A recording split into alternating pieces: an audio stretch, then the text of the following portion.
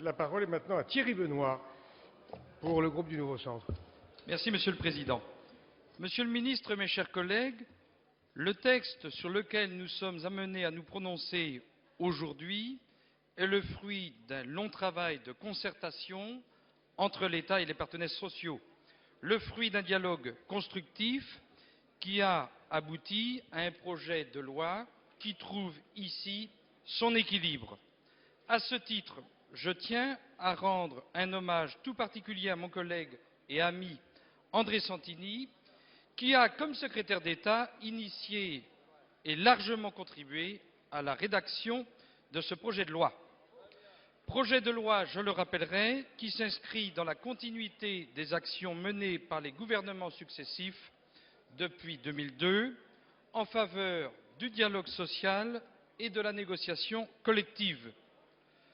Projet qui consacre aussi les évolutions profondes du dialogue social, un des piliers de notre démocratie. Et à ce titre, il convenait d'en redéfinir le cadre afin de continuer à le faire vivre, à le développer, à le rendre le plus riche possible. À cet égard, même si l'accélération des réformes engagées auxquelles je faisais référence avait déjà produit ces dernières années des effets sensibles, le rapport hiérarchique qui existe aujourd'hui encore dans la fonction publique méritait d'être révisé en raison des règles de fonctionnement qui, parfois, étouffaient le dialogue social plus qu'ils ne le favorisaient. En effet, le dialogue au sein de ces organismes strictement cantonnés à certains sujets est trop formel, pour ne pas dire obsolète, impliquant de fait une déficience de la représentativité.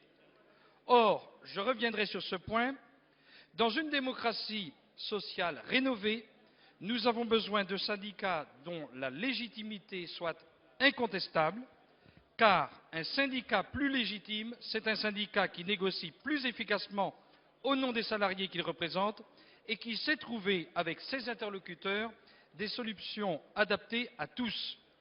Ce texte actualise les modalités du dialogue en modifiant les conditions de représentativité et d'accès aux élections des organisations syndicales dans les différentes fonctions publiques.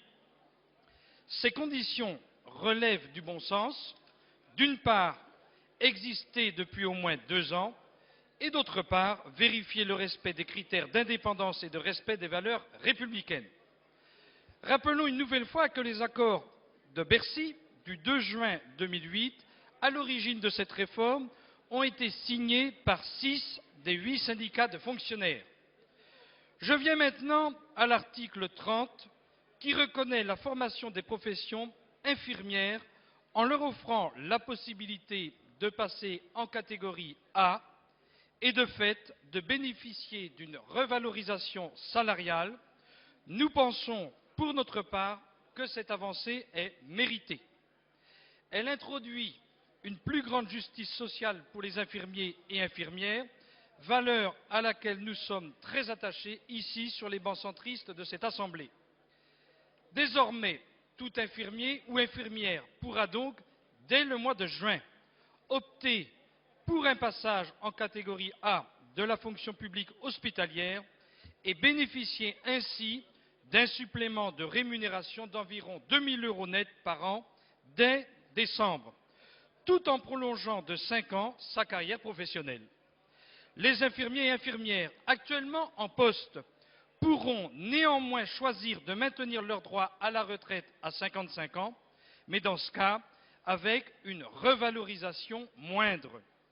Pour les futurs diplômés, cette reconnaissance sera automatique et leur vaudra de débuter leur carrière directement en catégorie A. Je profite de cette occasion pour rappeler que dans cette même logique, nous veillerons à ce qu'il soit accordé une attention toute particulière à la question de la pénibilité du travail dans le cadre des réformes que nous envisageons. Enfin, et pour conclure, vous l'aurez compris, Monsieur le Ministre, mes chers collègues, le groupe centriste approuve l'esprit et les modalités de ce projet de loi qui va incontestablement dans le bon sens, celui de la modernisation du dialogue social et partant ainsi de la recherche d'un véritable progrès social, construit pas à pas, avec pragmatisme et réalisme. C'est pourquoi nous le voterons.